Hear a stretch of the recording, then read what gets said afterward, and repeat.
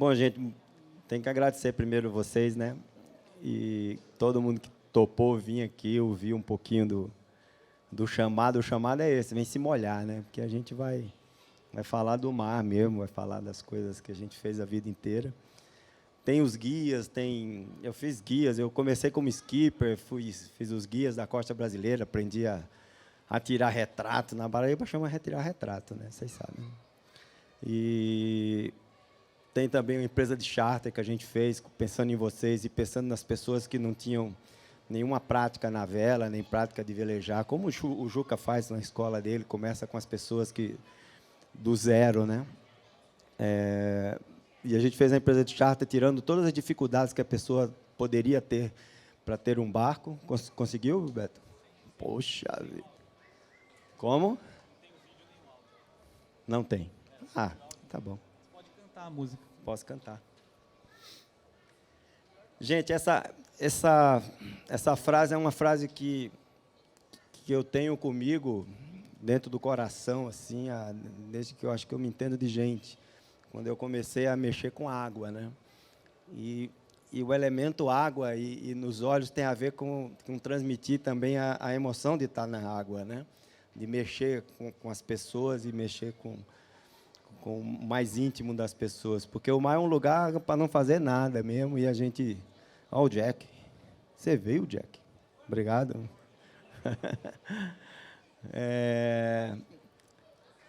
E agora a gente está botando isso para fora no projeto novo, o Projeto Magalhães, que a ideia é essa, da gente chorar bastante, lembrar dessa história que aconteceu em 1519 por um cara que pode ter sido meu antepassado, mas eu não tenho certeza, nem quero ter certeza de nada.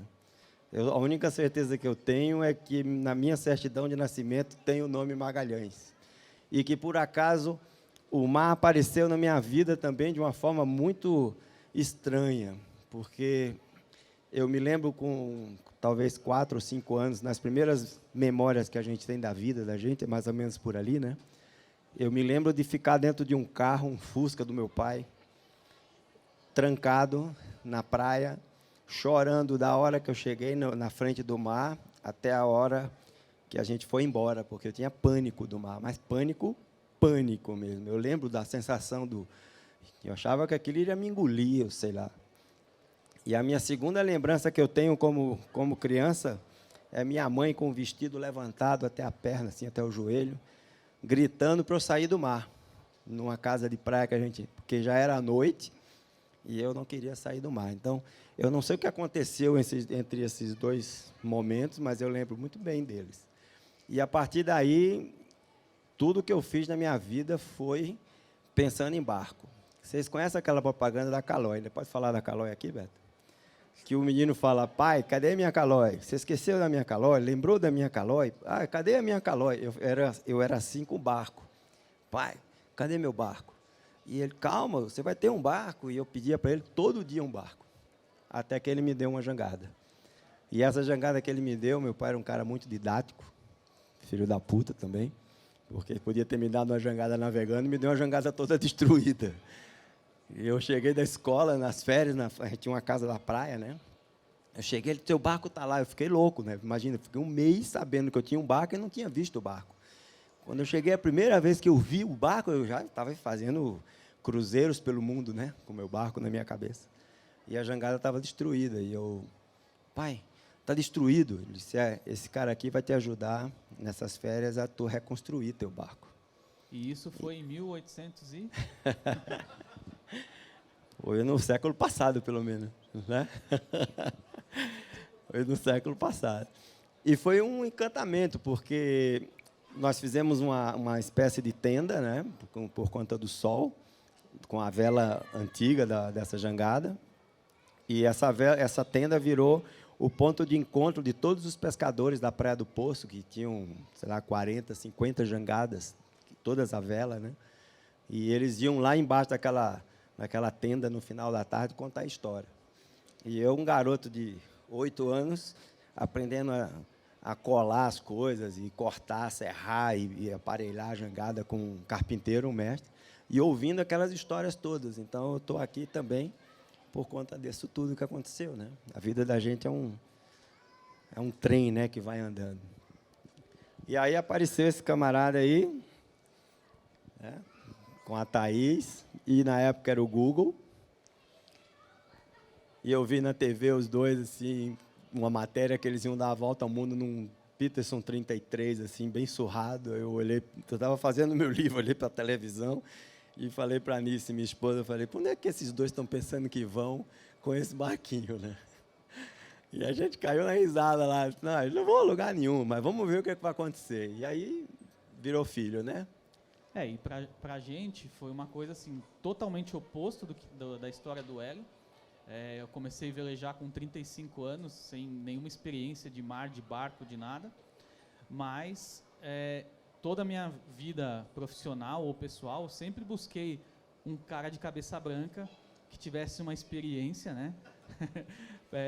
Para ir guiando a gente. Então, assim, foi assim, quando eu comecei lá com 14 anos programar, depois quando toda a minha carreira de marketing, de publicidade, e aí quando eu entrei para a vela, uma das coisas que eu comecei a caçar era quem que ia ser o meu mentor ali, né? A pessoa que ia me inspirar, que ia me ensinar e que realmente conhecesse. E no meio do caminho eu fui vendo que na vela ou no mar mesmo tem muitas pessoas que falam mais do que sabem, né? Isso é uma coisa que até hoje eu dou esse alerta, assim, porque como eu entrei novato ali, eu caí em algumas armadilhas, mas sempre tomando cuidado.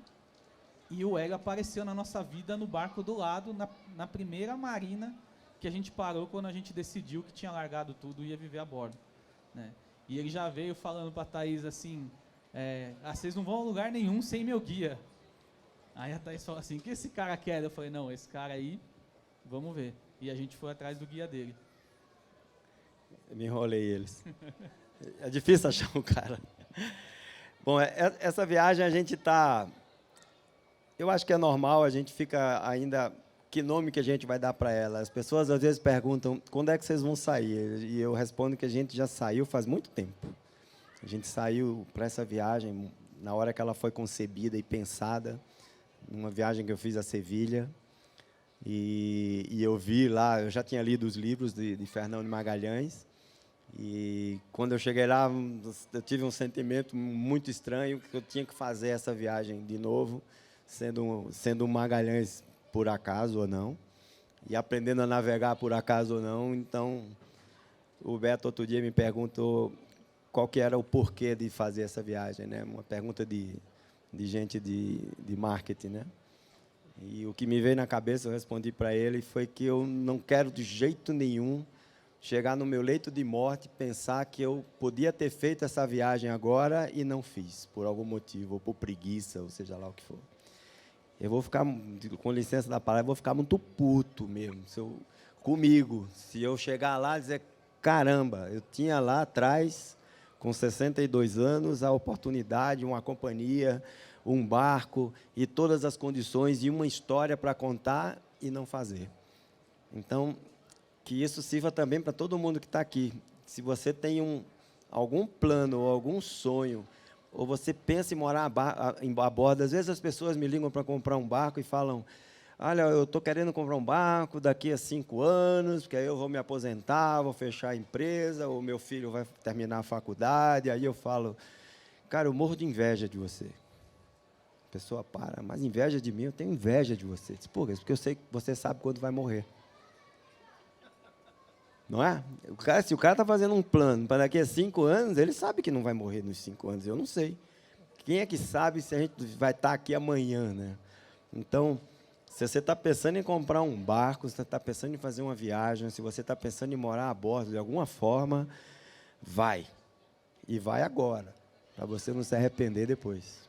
É por isso que a gente está junto fazendo essa viagem. Ele me empurra e eu vou. Inclusive, acho que isso, aí pontuando mais objetivamente o que o Hélio falou, ele tem as condições porque ele tem a experiência, né? Mais de 50 anos velejando, poderia ter feito essa volta ao mundo já milhões de vezes, não fez porque não quis até agora, e agora não só eu, como coloquei um monte de gente empurrando ele, que ele não consegue andar mais na rua, sem perguntarem quando que ele vai. O Gari outro dia estava lá, passando na rua, o cara falou, vocês vão sair quando?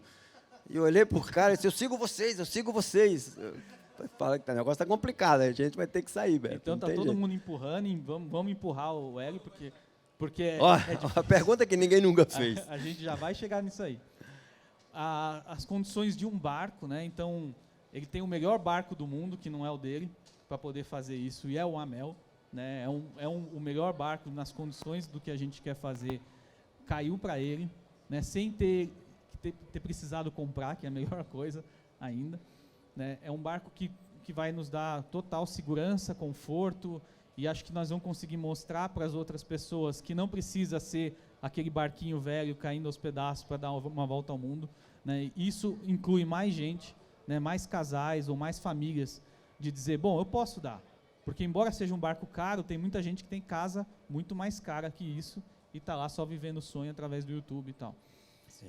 As condições financeiras também a gente conseguiu viabilizar de certa forma, é claro que também estamos buscando outros apoios e temos alguns apoiadores já dentro desse projeto. E tem eu lá empurrando ele, né, para fazer isso, uma gratidão pelo todo o apoio que ele deu para a gente por esses anos. Então agora a Thaís me liberou por uns anos para eu dar o apoio para ele. Mas eu não te chateei muito, não. E principalmente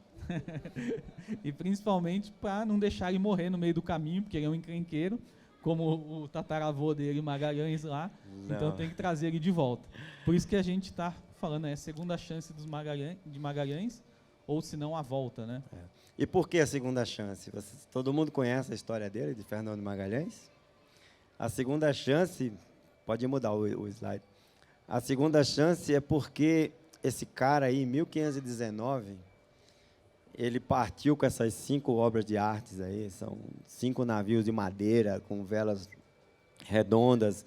Eles já tem uma coisa interessante nesse desenho, é essa vela aqui, ó, que é uma vela que eles usavam para contravento. Essa vela já foi descoberta lá na costa setentrional da África, quando o Vasco da Gama foi até a Índia e voltou, né, antes de 1519. E ele viu essa vela nos saveiros de Içá e saveiros de Pena lá, e ele viu que esses barcos conseguiam navegar contra o vento. Então, essa foi a vela que foi implantada em Portugal para trazer os navios de volta, mesmo quando o vento era contrário. Mas é muito rústico, né? Imagina, eu comparo essa expedição como alguém pegar um teco-teco e ir para a Lua, ou para Marte, alguma coisa assim hoje. Os caras não tinham nenhuma informação do que havia no extremo sul, né? E a história começou com uma indisposição dele com o rei de Portugal, né?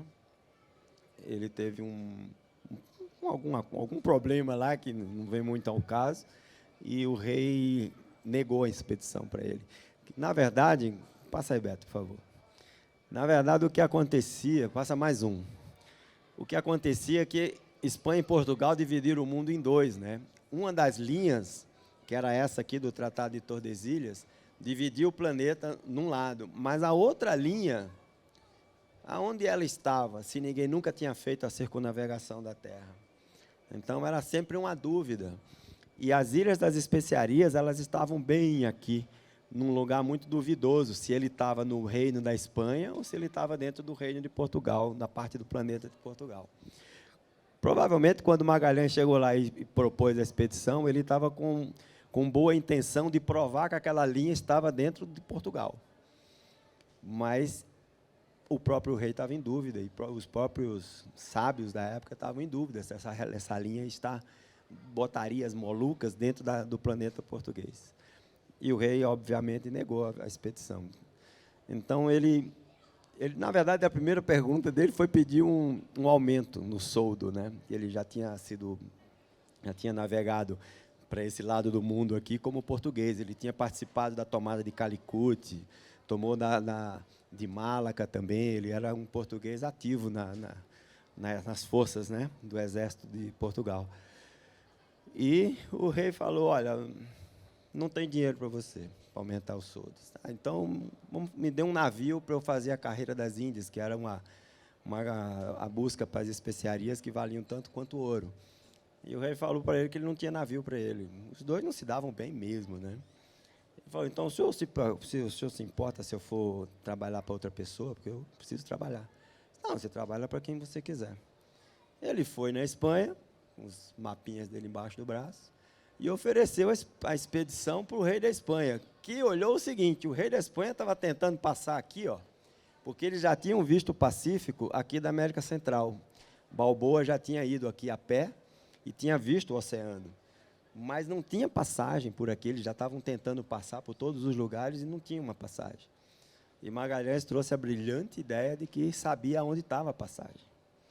Na verdade, ele mentia para ele mesmo. Ele achava que sabia, no fundo, ele não sabia, porque ele pensava que essa passagem estava aqui no Rio da Prata, que era a informação que os portugueses tinham dado para ele, os capitães portugueses. Só que o rei da Espanha olhou isso e falou assim: nossa, se as especiarias, a Ilha das Especiarias, estiver dentro da minha porção do planeta, eu acabei com o rei de Portugal agora. Destruí tudo que ele tem. Todas as especiarias são minhas. E quanto custava uma expedição dessa? Um pouquinho mais do que a nossa, Beto. 5 navios, 265 homens, né? Alguns mapas, alguns astrolábios e besteiras assim. E navios que não iam voltar, né? Eles já faziam essa conta. Pessoas e navios que não iam voltar. Por isso, 265 pessoas, porque ele não sabia quantos iam morrer. Tanto é que só voltaram 18 vivos, dos 265 que partiram, né? Então, para a época, eu fico imaginando, não só isso, porque depois que ele vendeu, de certa forma, a expedição para o rei da Espanha, o rei de Portugal ficou sabendo. E aí ele falou: nossa, e se esse cara achar isso aí e descobrir que as Molucas estão do lado de lá? Estou fodido. Desculpa. Estou fodido. Aí ele falou: chama o cara aqui de novo que eu quero falar com ele. E aí foi um mensageiro a Sevilha e chamou Magalhães para ir falar com o rei de novo. Ele falou: não, eu já falei com ele. Não tem mais nada para falar com ele. E aí o rei disse: como assim? Ele não vem falar comigo, não? Então manda perguntar para ele quanto que ele quer em dinheiro para não fazer. O que ele quiser, pergunta o valor, fala para mim que eu vou pagar ele. Aí ele falou: você está louco, rapaz? Eu já dei minha palavra aqui para o rei, já vendi, já recebi uma parte, você acha que eu vou? E se alguém te oferecer algum dinheiro para você não fazer agora? Eu vou. A teimosia parece igual, né? E aí o rei mandou acabar com a expedição dele, né? Sabotar, né? E imagina um cara preparando 5 navios, ele como português, dentro de Sevilha, no meio espanhol, né? Tratado como um traidor, de certa forma, do reino de Portugal, e conseguir juntar esses 5 navios lá. Volta lá, Beto, por favor. Aquele dos navios. O anterior? É.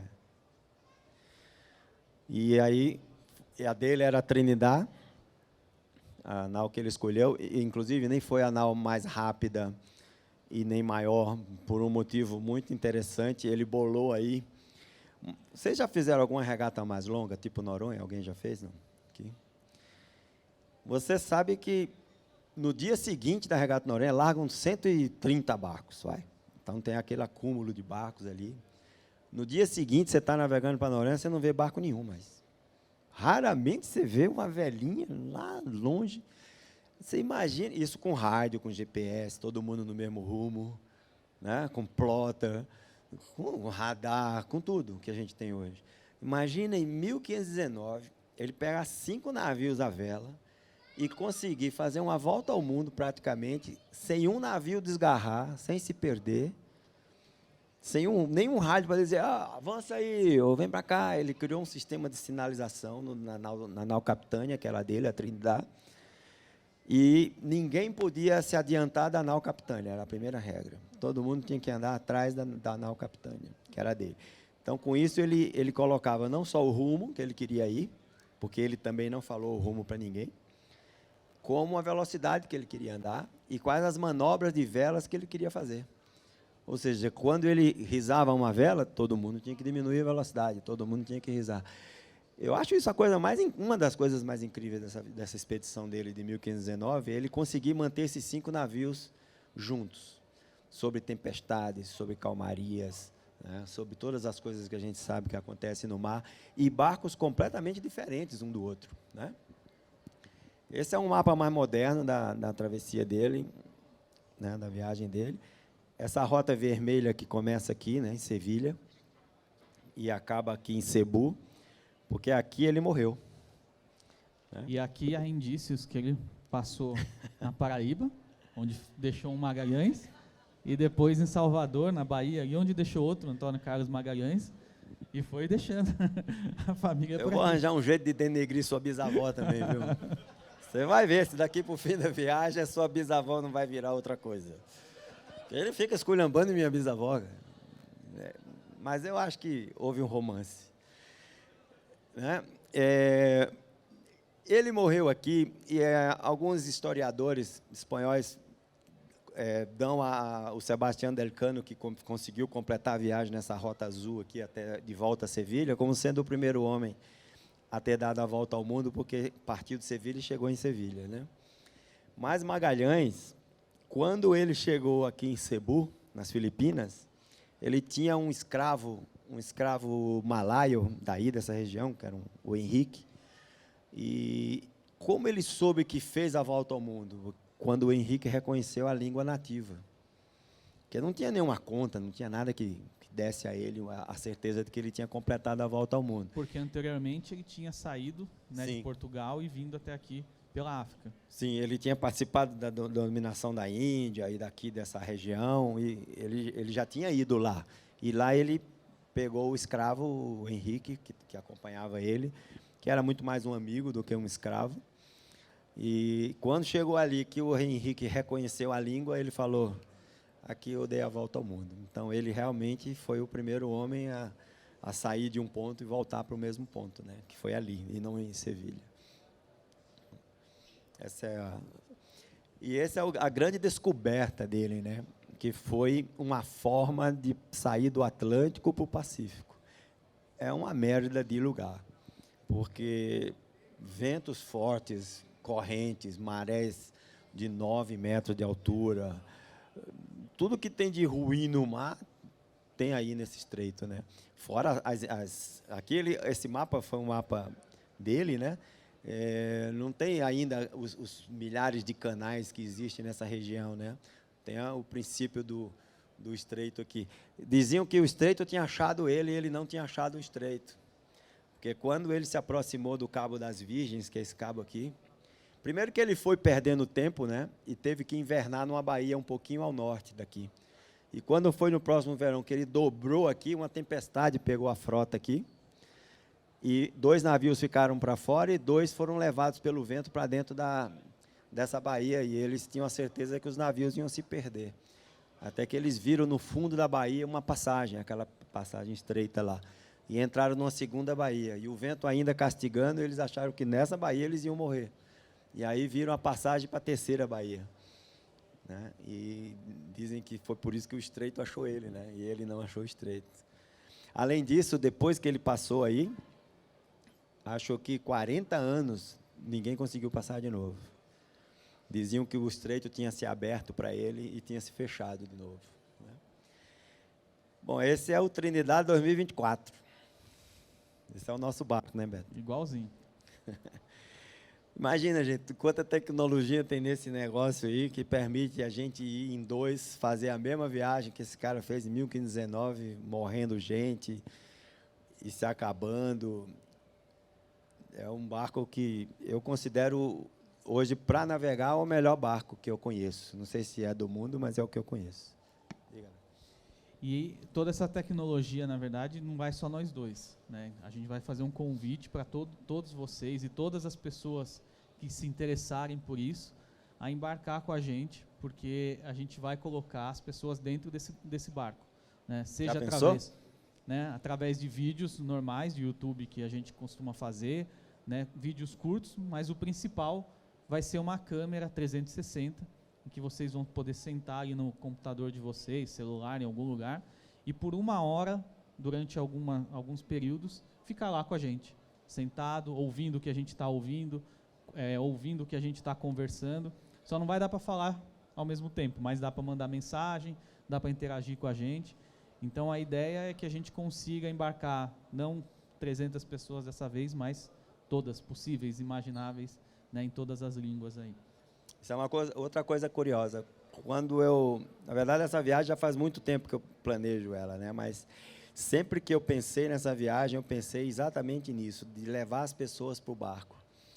E a viagem foi atrasando, atrasando, e estranhamente, no momento em que o Elon Musk bota o satélite lá em cima, que a gente consegue ter, né, a internet a bordo para trazer as pessoas, esse sonho se concretiza.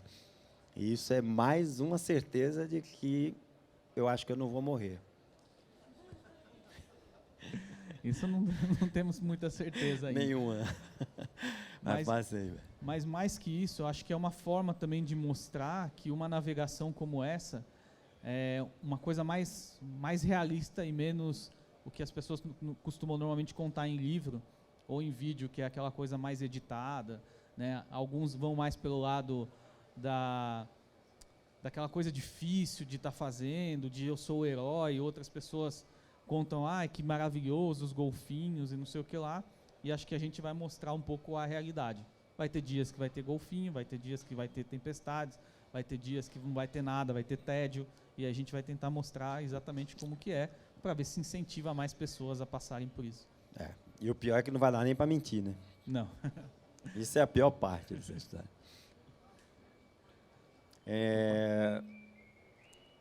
A gente tinha duas possibilidades. A gente já estava com o barco pronto para sair, com internet, com tudo.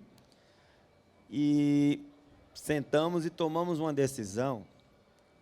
O barco ia quebrar, todo barco quebra, né? E a gente pensou, bom, nós vamos quebrar no caminho, né? Vamos perder tempo consertando o barco no caminho. Tipo, vamos lá, o motor, nós tiramos o motor do barco para fazer uma revisão, pintura, e descobrimos um monte de coisa que estava escondida lá embaixo do motor. A casa de máquina tinha um cabo ou outro estragado, coisas que a gente não ia ver, ia sair assim. Aí a gente quebra lá no Estreito de Magalhães, ou sei lá, na Polinésia. Imagina o trampo que vai ser consertar esse barco no meio da viagem. Ou seja, quanto tempo a gente ia perder para receber a peça, para conseguir fazer a troca.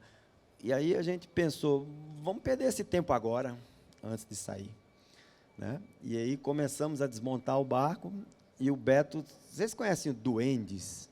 Já ouviram falar nos gnomos do barco? Vocês sabem que barco tem gnomo, não sei se vocês concordam. Se você deixar uma chave de fenda à noite em cima de uma bancada, aliás, eu tenho história que ele vai confirmar. Se você deixar uma chave de fenda na bancada e for dormir, no outro dia teu barco está desmontado. Eles falam assim, você escuta eles no barco. Pode ser loucura, mas aquela história de estou escutando vozes, né, Beto? Mas é um negócio impressionante. E o Beto, não acredita, ele é muito cético e tal. E a gente estava no meio dessa reforma aí, tinha uma geladeira quebrada. Aliás, ela não estava quebrada. Ela estava funcionando. Estava funcionando. Aí do nada parou. Aí ela parou de gerar. E eu fiquei lá, e o Beto foi dormir, e eu fiquei lá à noite, uma parte da noite. Como é que esse diabo estava funcionando? Porque eu aprendi a mexer com refrigeração também, né, Jack? Porque senão a gente fica esperando, os caras não vão nunca, né? E aí eu tentei de tudo, esvaziei, fiz vácuo, botei gás de novo, e aí a geladeira não funcionava. Uma da manhã eu falei assim, ok, eu vou deixar as ferramentas aqui, vou deixar o gás aqui, e vocês arrumam essa merda. E fui dormir. Ele é testemunha. No outro dia de manhã, a geladeira funcionando. É verdade, pior que é verdade. Não é verdade? É verdade. E está funcionando até hoje. Foram eles que arrumaram a geladeira, né? Mas, por outro lado, não pode deixar a ferramenta lá, que senão eles estragam alguma coisa. Porque todo dia tem alguma coisa lá. E o Beto é um gnomo do mal. Né? Ele sai desmontando tudo. Né? Posso contar a história dos parafusos do coxim, né? Eu viajei para comprar outras coisas e falei para ele, vai lá, tira os parafusos que prendem o coxim do motor. Beto, presta atenção, com calma, que eles vão quebrar. Você tem que ir com pouca força, bota óleo, ou vai mexendo devagarinho para não quebrar os parafusos. Aí, no final do dia, ele fala assim, tirei, quantos quebraram? Todos. Não foi não. Quebrou metade e a outra metade a gente tirou. Olha, quebrou a metade. Ou seja, ele quebrou o primeiro e não ficou satisfeito. Ele continuou quebrando os outros. Mas tudo bem. Né? Mas a gente se diverte. E o pior é que ele chega para mim e diz, desse jeito a gente não vai sair. Realmente, não, né? É ela que fala. Eu não quis botar ela na conversa. Para você não apanhar, Beto. plotter novo, a gente está também aproveitando, né, modernizando o barco na parte de eletrônicos, de velas, compramos um jogo de vela novos na Mel, né. O legal desse barco é que ele ensina para a gente, apesar de eu ter trabalhado em manutenção de barco minha vida toda, mexido com barco, esse barco ele mostra para a gente uma coisa esquisita. Às vezes a gente vê algo lá que fala assim, nossa, por que o cara montou assim que quebrou, né? E aí a tendência da gente é, vamos fazer uma coisa melhor, vamos substituir essa peça aqui por uma peça mais moderna. E esse barco ensina que a gente tem que parar um pouco, pensar e falar, ele era a melhor peça que tinha, que os caras colocaram, vamos colocar a mesma peça. Porque o projetista desse barco, o Henri Hamel, ele construiu o barco, dava uma volta ao mundo, chegava e montava um projeto novo, baseado nas experiências que ele teve. Né? Então, ele fazia melhorias. Aí ele dava mais uma volta ao mundo e fazia mais melhorias. Então, assim, quem é a gente, né, para discutir as soluções que ele fez? E essa manutenção que a gente está fazendo, ela, além de, lógico, deixar o barco pronto e deixar o barco melhor do que ele já estava, para a gente poder navegar, ela está servindo para a gente conhecer o barco. Que a gente conhecia, né, o Hélio mais que eu, superficialmente, ali, como o barco foi entregue, mas a gente não tinha andado ainda, né, no calabouço do barco, né, de saber as conexões, de saber o que conecta com o que. Né, a gente ficou, acho que umas 2 semanas caçando uma fuga de massa, né, de corrosão que estava tendo, mas com isso a gente mapeou o barco inteiro, sabe, todos os lugares que tem isso. Então, provavelmente, se acontecer alguma coisa no meio do caminho, a gente já vai direto no problema, porque a gente está conhecendo tudo, na parte elétrica, hidráulica, mecânica, de vela, de qualquer coisa. É tipo assim, antes a gente curava a gripe dele, agora a gente faz a operação no cérebro dele, se for preciso, sabe? E mexe nos neurônios do cara. O motor saiu, estava funcionando, tudo perfeito, saiu, foi feita uma revisão geral. Havia uma corrosão, aqui dá para ver a flauta antiga, aqui em cima corroída, né? Agora a flauta nova, a parte do enrolador das velas também, estão todos com engrenagens novas, apesar das antigas estarem funcionando, a gente colocou novo e guardou as que estavam funcionando, que eram usadas, né? Mas tem uma coisa que eu pus esse slide aí para a gente falar uma coisa que não adianta a gente se preparar, não adianta tudo que a gente sabe, não adianta toda a tecnologia que existe, a previsão do tempo. Imagina a diferença que faz, né, a gente saber que vai entrar um vento 60 nós, dos caras estarem lá em 1519 sem saber o que vinha. Então, isso já é uma maior covardia do mundo, né, em relação às duas navegações, né? Mas o mar é o mesmo. Os desafios, quem fez travessia, como nosso amigo fez, junto com o Juca e o Spinelli, o mar não está aí para a gente. Ele é indiferente, é completamente indiferente. Eu já aprendi isso, porque são só 50 anos fazendo isso, um pouquinho mais de 50. E eu sei que o mar não quer saber se você está com sono, se você está com fome, se você está enjoado, se você não está. Se você está gostando das ondas, se você não está, ele está nem aí para você. Então, o desafio de fazer essa travessia vai continuar sendo, eu acho, pelos próximos 500 anos, vai ser um desafio fazer ela. E isso que nos atrai também, né? Aqui você já antecipou e já contou tudo. Já contei, dos 18 que voltaram, né? Esse é eu. Você já falou sua história toda no começo, mas você quer acrescentar alguma coisa que você esqueceu? Assim, a volta ao mundo, eu podia ter, como o Beto falou, eu podia ter feito essa volta ao mundo lá atrás na minha vida, porque eu fiz muito mais do que uma volta ao mundo. Eu fiz umas 6 ou 7 voltas ao mundo, que nem taxista, né? Rodando dentro da cidade ou rodando dentro do Atlântico e Mediterrâneo.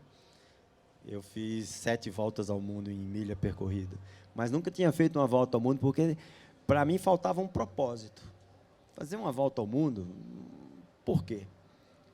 Uma vez que até Magalhães fez em 1519, qual era o propósito de fazer uma volta ao mundo? Eu nunca tinha encontrado isso. E essa viagem foi que me motivou. Falei, eu vou fazer algo que a gente possa contar para as pessoas uma história em paralelo a um que foi feito lá atrás, que foi um feito considerado uma das maiores aventuras da raça humana, Vamos tentar fazer agora, né? Vamos fazer e vamos recontar essa história e vamos ver o que é que está diferente. Mas a praia lá, dos caras comemoram a morte dele, eu vou lá, cara. Eu estava pensando em levar uma metralhadora, .50. Por isso que eu tô indo, para não deixar ele arrumar confusão. Eu ia falar assim, pessoal, ó, voltei. É. Porque na data da comemoração da morte dele lá, tem um verdadeiro carnaval, né? E foi uma pena a morte dele. Vocês conhecem essa história? Ele com 37 homens, enfrentou 2.000 índios. E foi um marco, assim, parece uma loucura já a princípio, né? Mas para a época não era. Por exemplo, um tiro de espingarda não matava 200 índios, mas fazia 200 índios correrem, com medo do estampido da arma, né? Uma espada, por exemplo, era normal numa batalha contra índios, né? Um português matar 200, 300 índios num dia, numa batalha. E ele foi com 37 homens, esperando que encontrar nativos iguais aos que eles tinham encontrado no Brasil, na África. E o nativo lá das Filipinas, ele não esperava, porque ele nunca tinha lutado contra eles tiveram uma atitude completamente diferente. Eles não tiveram medo deles. E quando as espingardas estouraram e eles mataram alguns com as espadas, eles ficaram mais bravos ainda e partiram mais para cima deles. E aí sim, 2.000 índios com paus, pedras, né, tomando as espadas dos... Aliás, eles pegavam os mosquetões e começavam a usar como uma coisa de bater, né, neles, porque eles não sabiam atirar. Mas eles não temeram os portugueses e espanhóis. Então, foi uma morte assim, no momento mais importante da vida dele, que ele tinha dado a volta ao mundo, que o rei da Espanha estava devendo muita grana para ele, que nós vamos cobrar. Nós vamos cobrar, porque está lá no contrato, assinado pelo rei, que os descendentes de Magalhães tinham direito às conquistas dele. Está no contrato real. E nós vamos terminar a viagem, eles nunca pagaram porque ele não foi lá cobrar, morreu. A família, os espanhóis se baseiam na tese que eu, por exemplo, posso não ser descendente direto dele, por isso eu não tenho direito. Mas eu vou lá levar a viagem pronta e vou falar, e agora, você vai pagar ou vai dar um cano na gente? E depois... Ah, mas você não é descendente, não se importa com isso. Nós vamos fazer um site, todo mundo que tiver na certidão de nascimento o nome Magalhães vai receber um pedacinho. Como nós vamos dividir, é problema nosso. E depois você não quer falar da sua tataravó, né? Bom, esse é o timeline que a gente já mudou 500 vezes, né? A Thaís tira foto disso, depois ela fica me cobrando. Ela fala assim, ó, a data era tal, agora já mudou tal coisa. Eu não sei por quê, porque a gente está adiantado. A gente está adiantado. A data de saída é 20 de agosto do ano que vem, em Sevilha. Então, até lá, nós estamos no prazo. Ele está falando que a gente está adiantado. Eu estou adiantado, eu posso ir agora. Se eu for agora, por exemplo, se a gente sair daqui agora, a gente vai chegar no meio do inverno na Europa, não vai fazer nada. Então, nós estamos adiantados, ok? Mudou a concepção? Tá bom. A gente deve partir em outubro agora. Mas acho que assim, a primeira mudança para quem está acompanhando foi exatamente por isso. Essa mudança da manutenção. A gente ia sair, ia chegar em Portugal e ia fazer toda a manutenção em Portugal. Mas aqui no Brasil a gente já conhece os fornecedores, os bons e os ruins, então a gente consegue fazer mais rápido. A gente também tem a facilidade de estar próximo ainda da família, das nossas coisas, então é melhor fazer a manutenção. Tem o apoio da MCP, né, o estaleiro que a gente está. Teve apoio de empresas que estão acompanhando a gente, como a Volvo, como PropSpeed, a Jotun e etc. A Roca Âncora, enfim. Tem um monte de gente vindo a bordo, né? Então as pessoas estão embarcando e é muito mais fácil estar aqui para isso. E também porque daí a gente já sai daqui tudo pronto e vai. Então aí mudou um pouco a nossa agenda aí, né? E agora o próximo passo é a gente partir esse mês, se Deus quiser, porque a gente não aguenta mais esse estaleiro. Se o Beto parar de desmontar as coisas, quebrar, a culpa é dele, viu, Thaís? Eu fico trabalhando o dia inteiro e o Hélio conversando com a Marina inteiro, o dia inteiro. Eu sou o social da viagem. Para a gente sair do barco, chegar até o café da manhã, demora umas 4 horas, aí já tem o almoço. A minha mulher fala que eu sou tronco de enchente. Vocês conhecem essa história? Eu vou encalhando no caminho, né? E aí vão fazer a costa brasileira, provavelmente ali, né, Bahia. Ficar um Bahia, tempinho lá. vamos para Bahia. Vamos ficar um tempo bom lá. E a gente tem 2 caminhos prováveis, né? Eu ainda não descartei Caribe, porque uma das opções agora é sair em outubro e, em vez de perder muito tempo na costa brasileira, conhecer, passear um pouquinho, mas ir até o Caribe. Porque isso proporcionaria a gente pegar as velas do barco que estão em La Rochelle, na França, estão prontas, deles enviarem para Martinica, onde tem uma sede da AMEL lá. Então, a gente pegaria as velas novas do barco lá na Martinica e já ia para a Europa com as velas boas. Mas é uma coisa, depende da Bahia. Eu já vi muita volta ao mundo acabar na Bahia. Eu acho que é um dos lugares perigosos. É o lugar mais perigoso do mundo para acabar a volta ao mundo. Os caras saem daqui do sul, aí vão passeando. Para onde vai? Vou dar a volta ao mundo. Ele mesmo é um. Vou dar a volta ao mundo. Chega na Bahia, não vai mais. Não vai mais a lugar nenhum. Né? Provou do acarajé, provou do...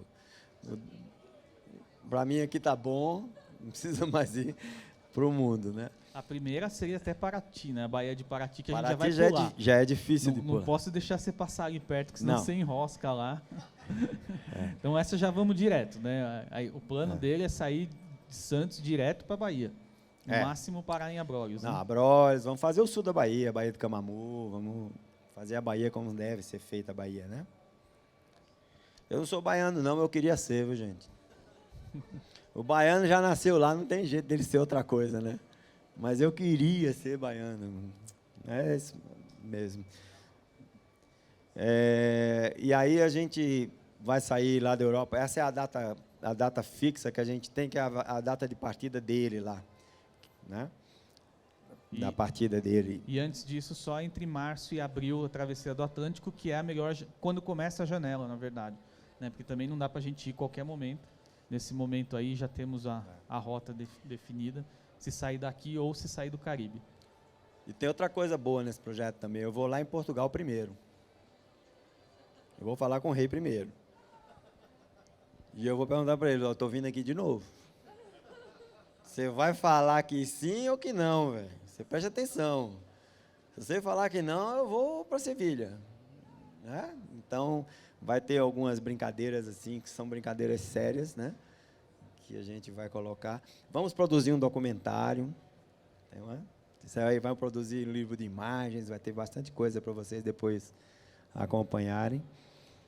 E tem um segredo do filme que eu não vou revelar agora. E o vai ser todo mundo pelado. E o restante, enfim, são previsões que podem ser alteradas aí. Volta aquele mapa lá, eu vou começar a falar nessa dúvida.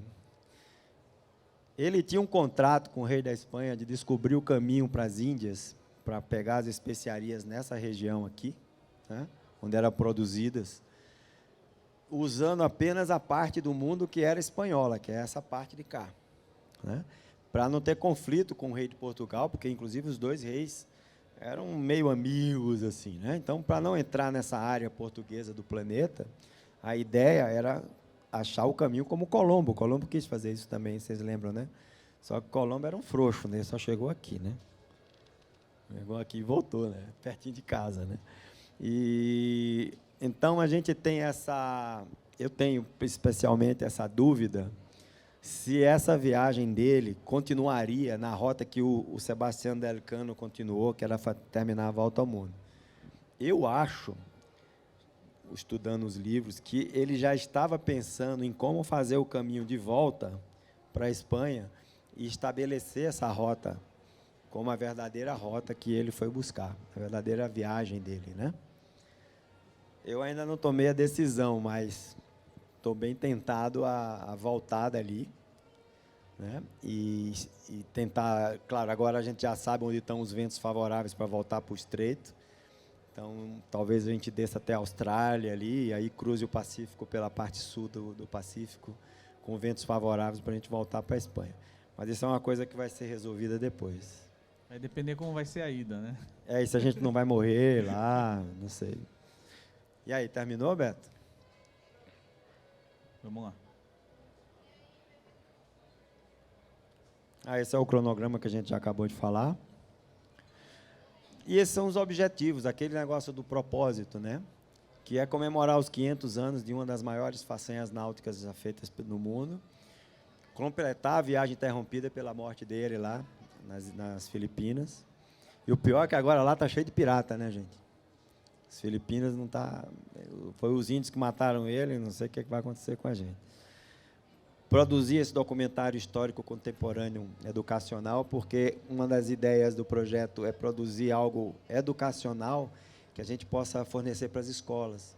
Será uma forma de contar a mesma história que as pessoas, os meninos aprendem na escola, de uma forma mais prática e com a visão e o olhar do navegador. Porque a gente fala assim, Cabral veio de Portugal e descobriu o Brasil. Cara, é um negócio louco fazer isso.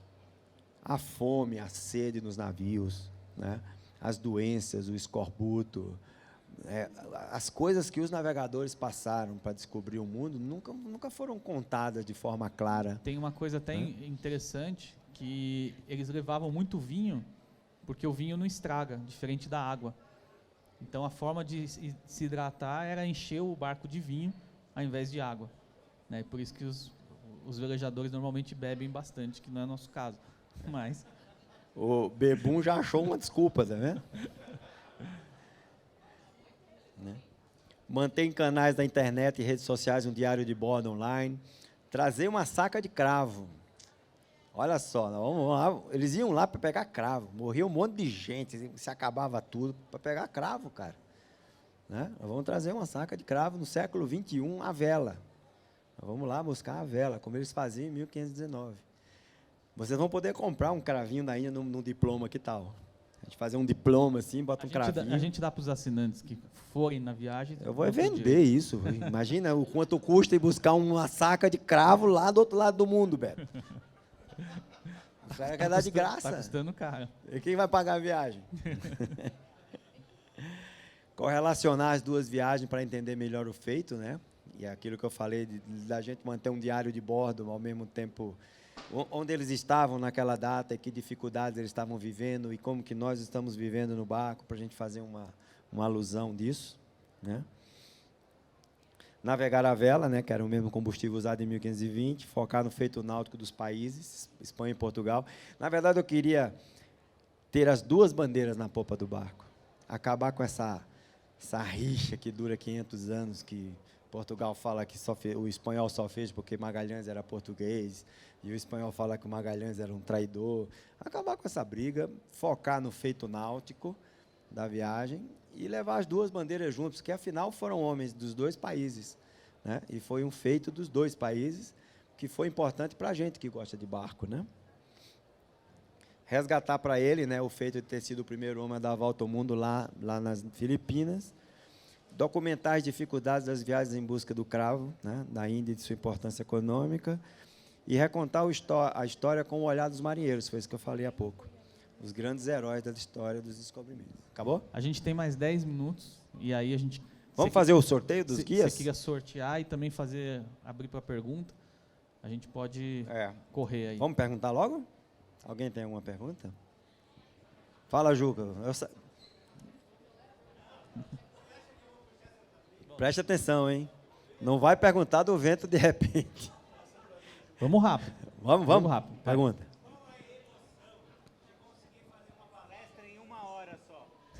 É duro. Qual a emoção de fazer uma palestra em só em 1 hora, que é a primeira vez que eu vejo você conseguir? É a primeira vez. Normalmente vai mais frente. Mas a Cida tá ali já. Uma história dele vai 1 hora. Quem é que vai falar depois de mim, Cida? Olha lá. É você? Cancelou os compromissos da noite? Cancelou? Vai ser difícil tirar ele daqui. Tá bom, então vamos lá. Próxima pergunta, alguém? Pois não. A tripulação fixa somos nós dois. Ah, tá. Vamos lá. Mas vocês já têm um projeto de ter mais pessoas no barco? Mas assim, a gente tem conversado sobre isso e a gente vai fazer pernas que possam ser pagas por algumas pessoas, mas não é o dinheiro que define. Você pode ter bilhões de dólares e não vai. Você pode ter R$2 e ir. A Thaís vai de graça, por exemplo, em algumas. Não, ela você vai ter que pagar por ela. Não, porque o grande problema nos barcos, eu fui descobrindo isso com a minha vida, transportando veleiros, não é o mar, são os barcos, não são os perigos de nada que são ali previsíveis. Os grandes problemas a bordo são as tripulações. Lidar com as pessoas. Vocês sabem disso. Quando você vai chegando no destino, o cara tem um horário, ou tem um voo marcado, ou ele acha que já devia ter chegado, e na data que ele marcou que ia chegar, ele ainda está a 1000 milhas do lugar. Ele vai fazer o quê? Vai sair chorando e sair por cima da água andando? Não vai ter como. E isso vai criando problemas a bordo. Fala, Viviane. Eu posso ir? Pode? Posso levar o Juca ou posso deixar ele Não, na terra? sem o Juca. O Juca não pode. Sem o Juca. O Juca a gente já proibiu. O Juca... Sem spot. É. Bom, outra pergunta? Pois não. Tudo bem? Parabéns, viu? Obrigado. Parabéns mesmo. O jeito que vocês vão entrevistar para saber quem que vai poder ir numa parte, né, da viagem, é uma entrevista para entender como é o comportamento da pessoa, certo? Se é uma pessoa relaxada, relax, que não tem compromisso profissional, que não é um advogado, não é um médico, que o cara tem que ficar o tempo inteiro... Que é uma pessoa que está ali para apreciar, que não tem compromisso com nada, não é? Isso. É isso, né? É. Eu imaginei. Ou seja, doido ou mentiroso. Entendeu? Entendi. Mas eu imaginei. Obrigada. Ou os dois juntos, que é pior, que é mais bacana.